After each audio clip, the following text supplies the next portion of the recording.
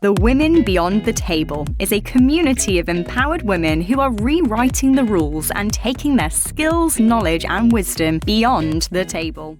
Hello, and welcome to the Women Beyond the Table podcast. My name is Tammy, and as always, I am so happy to be here with my co-host, Caryn. By the way, Caryn is one of the most insightful and empathic people I know personally. So, hey, Caryn, how are you? What's doing? Hey, Tam. I'm so happy to be here this morning. I love waking up to all of your accolades. That's fabulous. And we are just going to be talking to the most, I'm just so excited about speaking to Aoife today. She's going to be explaining, basically, it's all about the ask, Tammy. It is all about the ask. And that's why today's table talk topic is so important and so timely, because it's about why women avoid or feel intimidated by negotiation.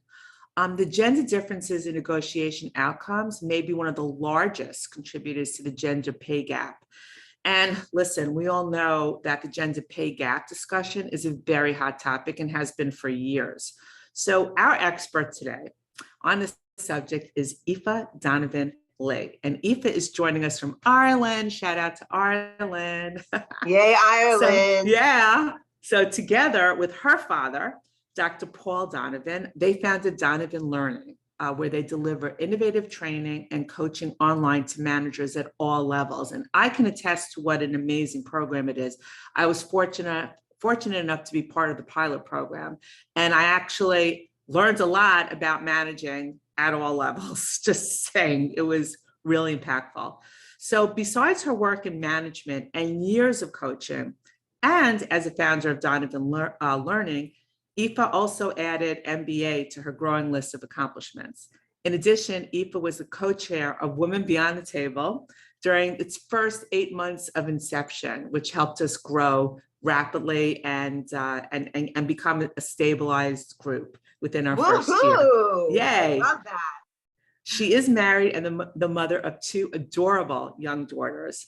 So with all of this on her plate, business, multiple businesses, coaching, young daughters, all that she does, Aoife, really welcome and thank you so much for taking the time to be here today.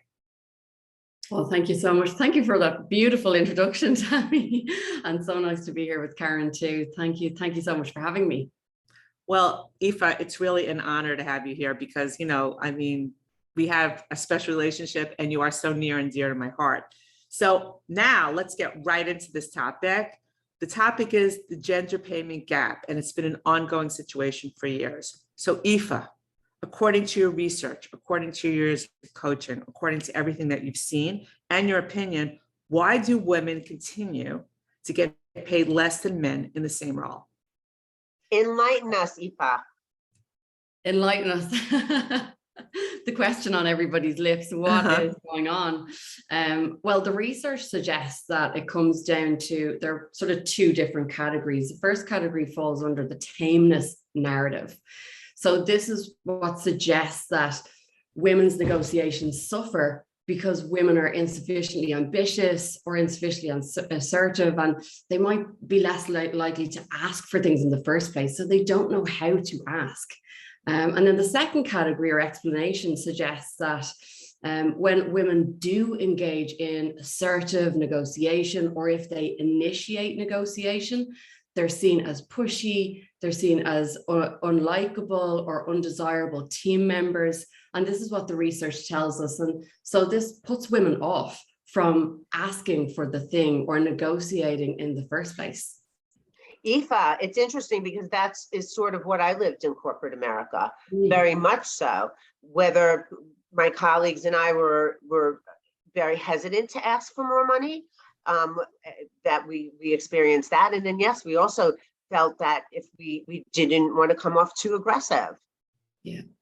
I think there's also a very interesting thing that, how we're raised, because women are kind of always raised to be caregivers and very supportive and multitaskers, and we sacrifice. And I know in my case, you put yourself last, everybody else comes first. And you don't put your needs out there. You kind of hope that people will say, wow, you're so wonderful, you know, whether it's a spouse or your kids, and they'll be so appreciative. They'll want to do for you and they want to give to you. And I remember one time my husband was always like, if you want me to do something, ask me. I'm not thinking about what I need to do, what you want. I tell you the truth. I don't know what you want at the time. And that was always startling to me, because it just was something like, well, you know, you're a good girl, you just do stuff and you really don't say no, and you ask, and you don't really ask. And I have in the past, and I see it, I have chosen or worked for leaders who made it difficult to ask, because there was always like a no, because they weren't about to give to anybody. It was, but you know, you take it personally, like it's me, or, you know, or picking to work in those kind of environments where you're kind of dealing with a person who doesn't know doesn't appreciate or see what they have in front of them, or maybe it is not being able to explain, you know, why you're worth it, or know why you're worth it, or have the confidence as to believe why you're worth it, which I think is something why I think coaching is so important, because it helps build those authoritative confidence skills. Now, I agree, there are people, leaders, who will look at that and say that she's a bitch, she's too aggressive, or, you know, or they'll go, oh, okay, you know what you're talking about. All right, fine, I'll go along with it. But there's still, since we don't know exactly what the men are getting paid for the same role, they might raise you up more than they were going to pay you, but are they paying you the same as the guy in the role who, you know, in the complimentary role, or the same role as you? Are you still making that? That's the big question. So, Aoife, and I was just going to ask you, what is an effective way to approach this? Yeah, you've both touched on so many really important points. I just wanted to address before we even get into strategies. So what you talked about at the start there, Caryn, was how you didn't want to be seen as aggressive. And this is something that is seen of women who initiate negotiations, that if we're seen as pushy or aggressive or overly assertive, it's an undesirable characteristic in women. And it's an unconscious bias that all of us hold towards women towards women, men towards women, and we all hold it. And so there is a bigger piece of work that needs to be done, not only around helping women to train themselves, or to be trained up on how to ask, but also how do we solve this unconscious bias piece as well. So I can talk to you a little bit about that also as we go deeper into the conversation, some of the strategies that organizations can take on in order to tackle those two big questions. But Tammy, I love that you touched on how women put themselves last, and so they put the needs of others ahead of their own. And so this comes into play when we're in a negotiation, because we don't want to be seen as that person who is putting our own needs and inflating our own values and contributions over that of someone else. That just doesn't sit right with us. And you're right, Tammy, it's how we've been brought up. But do you find that it's because we women are if we come off confident, if we come off in a way that is like we're worth this, and that there's a level that we're and that nobody is comfortable with something like somebody bragging? Are we used to bragging and saying, right? Is it arrogance? We're awesome. Yeah, it's seen as inappropriate for women. It's seen as arrogance. Yeah, it's seen as arrogance. It's seen as a masculine trait. Men are supposed to behave in a way that is braggy or confident, competent, strategic. Women are seen to be caring, warm, passive. And so when we behave out of those norms or those expectations, that makes people feel uncomfortable. So yeah, you've hit the nail on the head. Exactly right. You know, it's very interesting to me, because I used to sit with the women, the younger women in my office when I was like working in an office, and I used to like have like little talks with them. I mean, this is way before women be on the table, and I used to be like, girls, don't be Tammy, okay? Ask for what you want. You know, be confident in who you are. And I remember a coach saying to me, he said, first of all, and it was a he said, first of all, do not take that approach ever. Don't be Tammy. Ask for what you want. because you're putting yourself down. I didn't even realize, like in my mindset, I was like sitting here trying to tell them, like, go get what you want, go, you deserve to get paid more and everything. And I was saying, don't be me. And it was a big like eye opener. And it was always something that I struggle with. But I said to the women, I said, a guy doing the work, you're doing the work that the guy should be doing on our side. And I know I'm reminding them what they need to get done to facilitate the work of the team.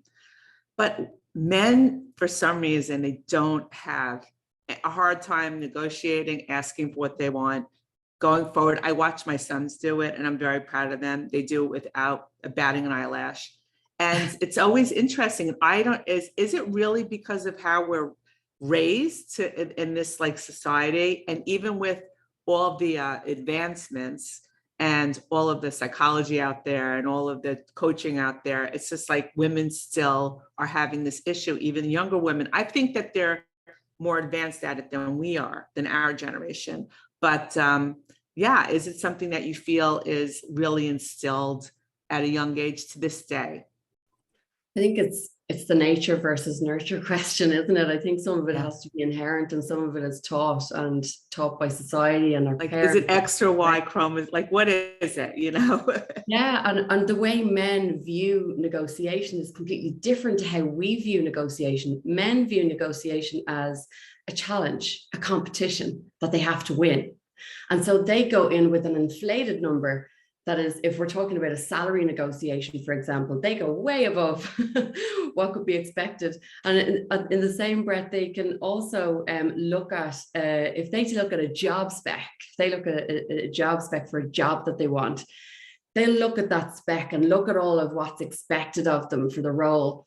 And they'll inflate some of their competencies and say, yeah, I can do about maybe 60% of that. I'm going to go for it. A woman will look at the same job spec and say, oh, I can do about 90%. I still can't do that 10%. I'm going to go away and work on that. You're so right. 10%. Wow. The course. So just the way we approach these kind of situations is completely different. And so a man in a negotiation is in a competition. And so he was trying to protect his manhood in that competition. And that's why he's going in with a higher number and he's more likely to get a higher number. Whereas a woman will go in at a more reasonable number and will be more seen as more complacent and will be more agreeable in the negotiation. And there won't be much work needed to get to an average number, an agreeable number between the two parties. That's very interesting what you said. It really puts it into light. That's exactly what's going on. And also, I feel like it's permeating our the culture. It's women's. Even when we would go on meetings, I remember just the women would like take the movie candy and like we'd be carrying the candy and the guys would be like, what? Like, and we were at the same level. I don't know if we were paid the same, but we had the same job title. And the women are carrying the candy because we were the women. Yeah, that happened to me too. I would go travel and I would be the schlepper.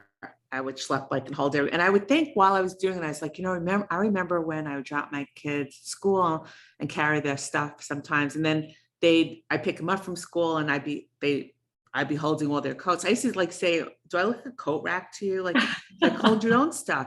And yeah, and then there I am at work and I'm like carrying around the jewelry and carrying everything around and taking the responsibility for everything and making sure everything's happening. And, the CEO and I bring my husband on trips with me and they'd spazier, that means that they'd walk ahead and I'd be there schlepping behind and I'm just realizing, yeah, that's exactly what I did too.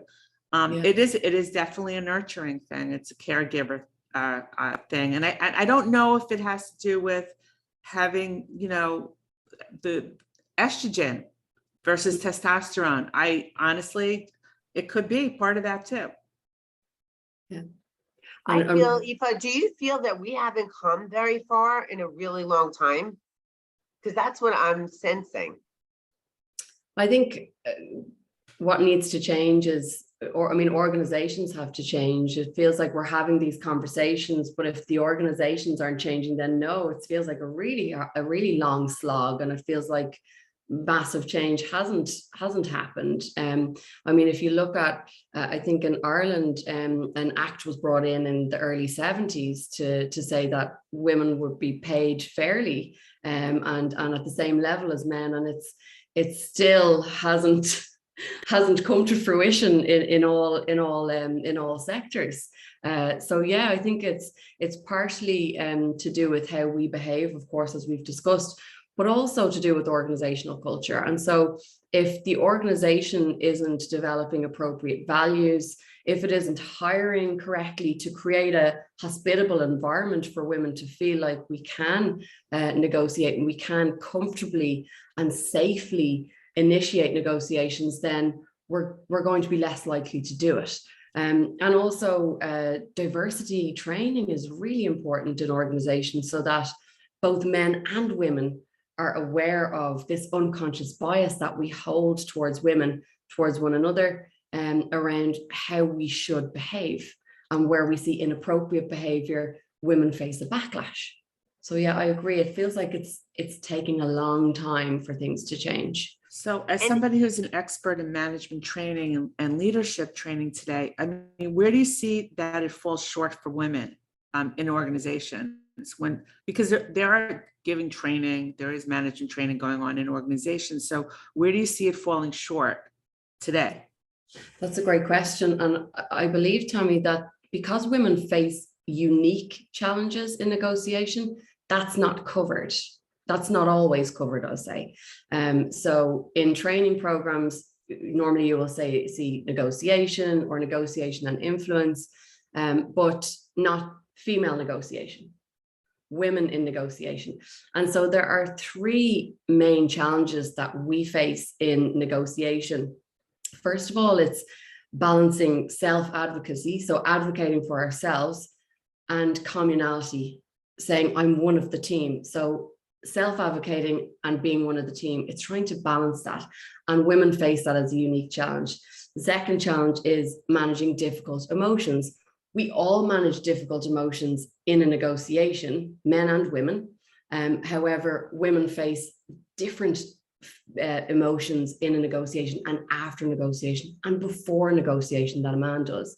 And thirdly, overcoming interpersonal resistance. So Tammy, you mentioned that you can come up against resistance from bosses, from people who are shutting down your negotiation before you've even started or having started for the ask. And the reaction that you get is a negative one.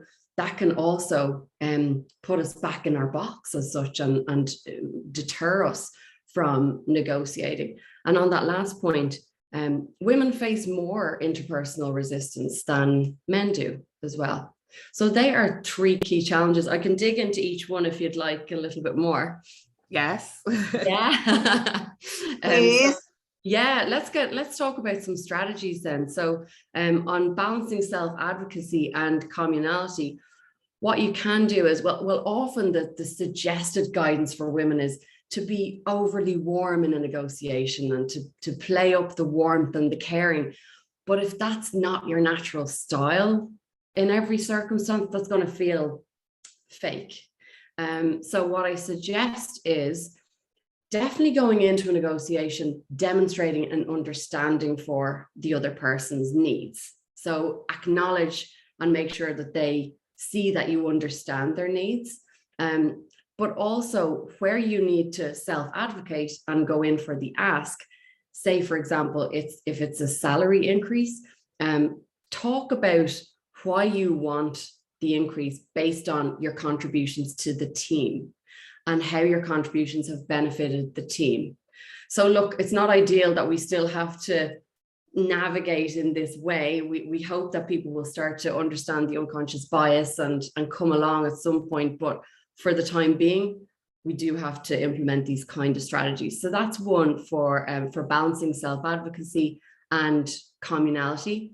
In terms of managing difficult emotions, women can face emotions like fear and anxiety. in the lead up to a negotiation, or even thinking about initiating a negotiation. It's that fear of the backlash. We can also face difficult emotions in the negotiation if we are faced with an unsavory reaction, for example, or if we feel like the negotiation is failing, we might feel hurt or anger in the negotiation.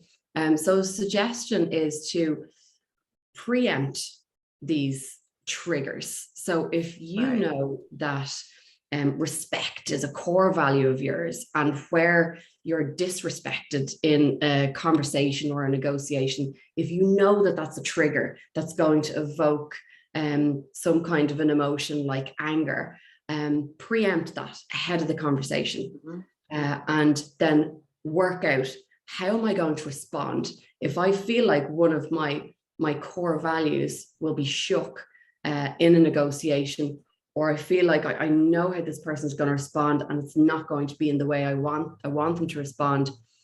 Then figure out what way are you going to respond in that situation. Like take a little bit more of an observer role to the emotion versus letting it take over you. 100% triggered, and you know it. Yeah, you distance yourself from the emotion. So view it in the future, and then figure out your plan. If you need to, keep an emotion diary for a week or a couple of weeks in the lead up to the negotiation, or before you even schedule it, so that you can start to keep track of where your triggers are and become more self-aware. Yeah. And then the final one. Because very often I found when I would go in, with the first method that you described, in the warm, the genuine, that felt true to me. It felt authentic. So I went in with that. But very often I would also find, well, I don't know if you got this meeting and that. There's ways that they can basically, even when you go in warmly, they'll be like, well, you didn't hit that note, and maybe when you hit this note or that note, we could revisit the conversation, which is like, feels like an immediate shutdown. Yeah. So what do you suggest? Are there techniques to use for that? So that comes up on the last point, the overcoming interpersonal resistance. So women do face more interpersonal resistance than men do, and that's what the research tells us.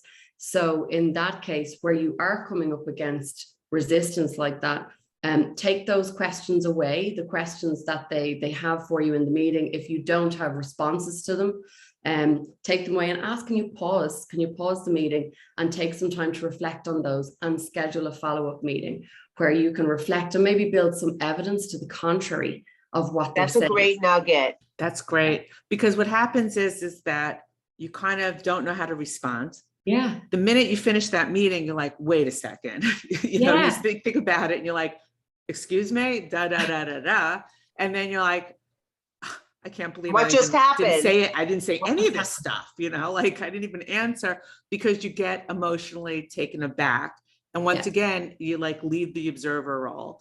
I have a question for you, because this has been suggested to me also, and it's been very interesting. I've tried it a couple of times, where they're like, okay, and it kind of goes into what you're talking about. Think about, in a calm way, like while you're meditating or in your very relaxed state, manifest how you want this meeting to go. Manifest how you want the whole process to happen, because and build that energy, and really put it out there that this is going to go well. I'm going to hit this point and this point, and you are going to respond this way and this way, and you're going to agree with everything I said, and like lay it out in your head and push the energy out that at times. And how do you want the outcome to be? What is the outcome that you want of this meeting that you're having? What is the salary increase, or what you want this new position, or whatever you want? And what's the number? And what's your final line? And where are you going, where are you going to be, and all this stuff, and manifest it, and keep manifesting it daily until that meeting. And then you go in, and the energy is in the room is the energy that you've already put out for this, and that they're seeing you in the energy you want to set. Do you believe in this? Or do you think it's a little bit of a woo-woo? No, I love that, because oftentimes our energy is so negative in the lead up to, and then walking into or opening up the virtual meeting, whatever the circumstances, and that just oozes out of our pores. Every fiber of our being tells the other person that we're not expecting much, or we're viewing it in a negative way, and we've gotten ourselves into that mindset. So I think that's a really great tip for getting yourself into that right energy, that peak state, as Tony Robbins would say. Get yourself into the peak state. I'm going to win this, and this is what I'm going to achieve from this meeting, and manifesting it, I think, is a really great ritual.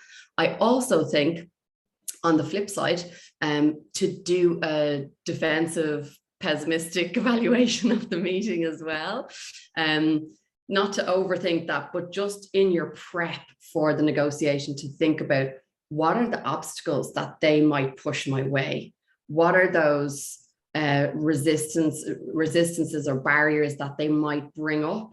And what are my responses to those? So to do that prep as well, Right. as I think, focus more on the good energy, but certainly do that sort of a preparation, the pessimistic review or evaluation of what could be the outcome, or what could the person come back with. You would do that naturally, right? You would do that naturally in business when you're looking for a new account, or you're looking to do a proposal to another company, and you have to do your research and know what their weaknesses are, or know what their needs are, or know how you're going to fill it, or what their hesitations might be to work with your team or work with your company. You do that anyway, but you don't do it for yourself in the Tammy, negotiation. what you're saying is so right on, because I feel like what you ladies are basically saying is that we're learning that communication is so much more than words. When you walk in, are you walking in with your back straight, shoulders up, walking in confident, like I've got this, I'm articulate, I'm going to lay this out, and you're walking in, or are you walking in with your head down and you're sort of dragging your feet and you're slumped over and you're kind of nervous? I feel like that energy is so important. Yeah.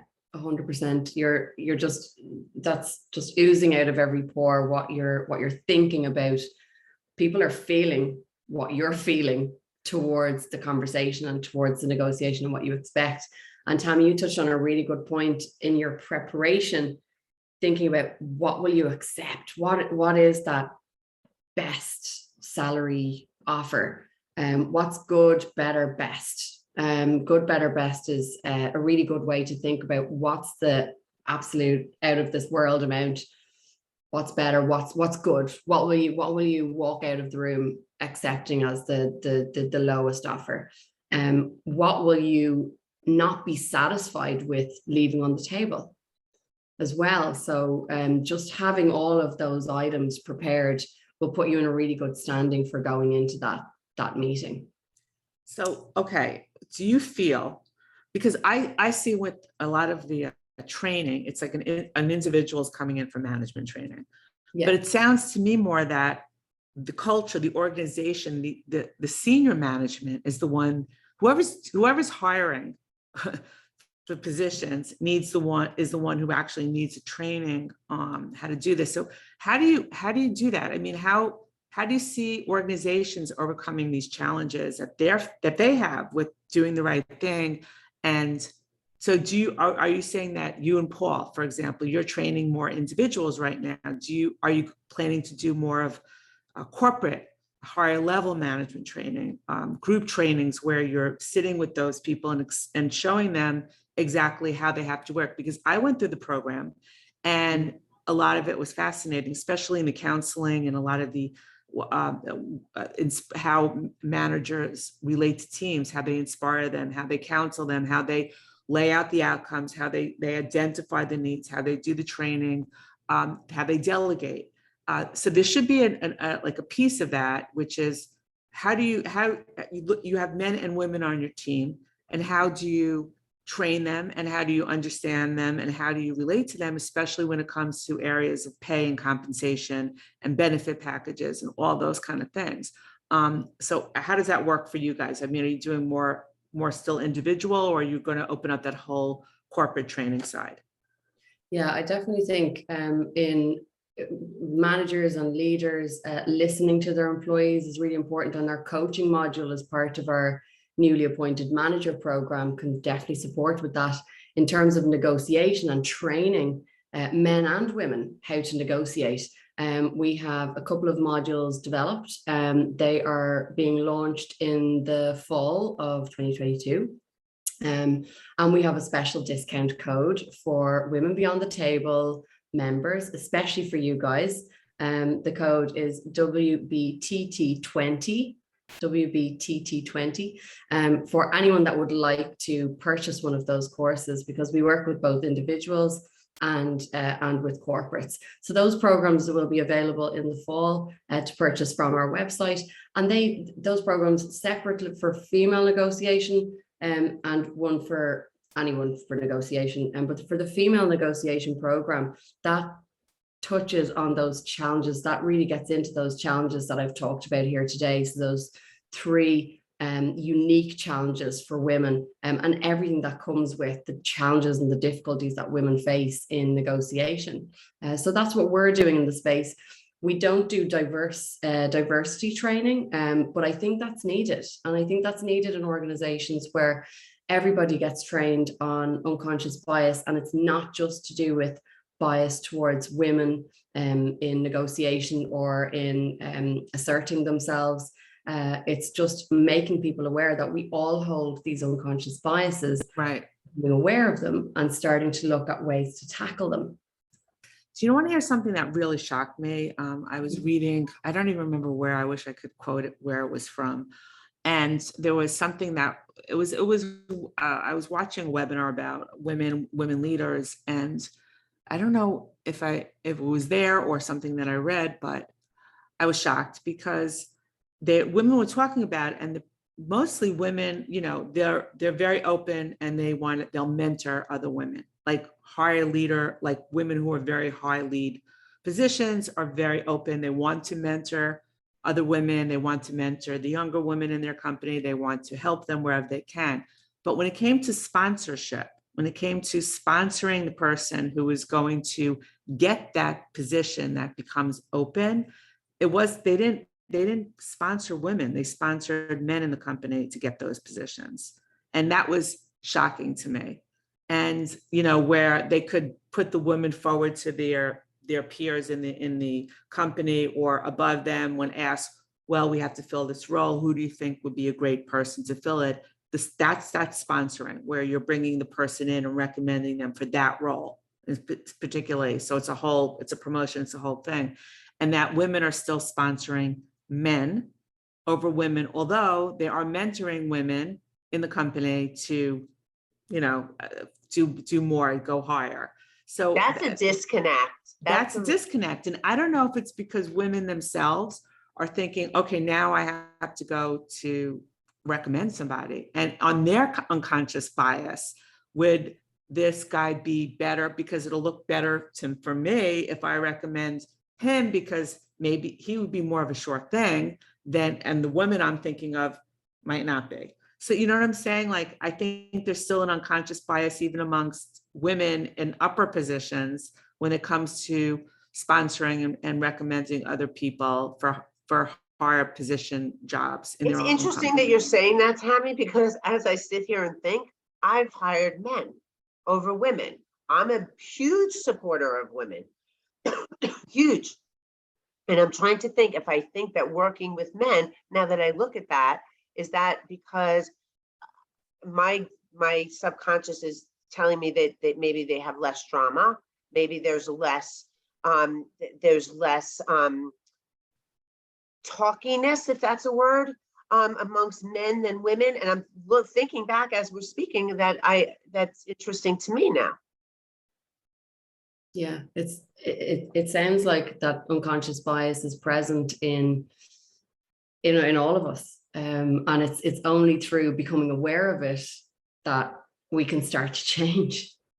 Yeah, I was shocked by that because I never would have thought that at all. I would think, women stick with women kind of thing, and I'll help, or recommend a woman for a higher position anytime, any day. I'm not saying, like I said, it's not always happening, but the fact that it was brought up as something that happens more often than not really shocked me. So I wanted to get your take on that. But Aoife, listen, I'm going to tell you something. I'm going to take your negotiation course. Okay. So I'm glad you're giving a special deal here. And you have to let me know when it's ready, and we'll definitely put it in the show notes when you think this is going to be launching, because we want people to really have the opportunity to get specialized training in the negotiation skills. Although I do recommend the entire management, training program that you and Paul have put out. The program is great. How can our listeners and our audience reach you to learn more, to find out more? Yeah, they can reach us on www.donovanlearning.com. That's DONOVANLEARNING.com. So that's our website, and they can find all of our information there, and they can find all of our online programs there too. And if they'd like to drop us a line, it's hello@donovanlearning.com. We'd love to hear from you. Well, That's we great, just said Aoife. hello. Hello. This is so important. This topic was fascinating, and I'm going to be thinking about this and pondering our discussion, because I'm subconsciously looking at myself, because I'm so incredibly supportive of women. I love women, and I love women beyond the table. And it's just interesting to me how I've hired women, but on a couple of occasions I went for men, and I'm going to look at that. I mean, we still look. We still have to hire. You still have to hire who's the most qualified for a job. It doesn't matter what color, what ethnicity, what race, what gender, what anything. Whoever's qualified, that's who you hire. But it's about why, Tammy. What but you it's said. about the whys. Yeah, the unconscious bias that comes in. So Aoife, thank you so much for taking the time to be here today. You are exceptional. You're very, very bright, and everything you said was like, I was like, pearl of gem. This is wisdom. Like, I'm taking this in. I'm going to start my emotional diary. Yeah, I am too. Definitely. Starting that as well. Thank you both so much, and thank you to Women Beyond the Table for having me. This was a pleasure. It's a pleasure always, and we hope you'll come back to, once you start also with the modules for negotiation, and let us know like what additional research you're seeing and knowing about this, because unfortunately, gender pay gap is a topic that's here to stay for a while. So hopefully we'll start seeing it lessen, but it's going to be a topic. So with that being said, ciao for now, and thank you again for being on this recording and this episode. Thank you so much. Thank you. Thank you so much for listening. We hope you enjoyed this episode as much as we enjoyed bringing it to you. We would love your support, so please leave us a review wherever you listen to this podcast. If you are interested in hearing more of the Beyond the Table podcast, please subscribe so you don't miss out on future episodes. Check out the show notes to find out how to reach us, and remember, you are strong, intelligent, and sensational. You are beyond the table.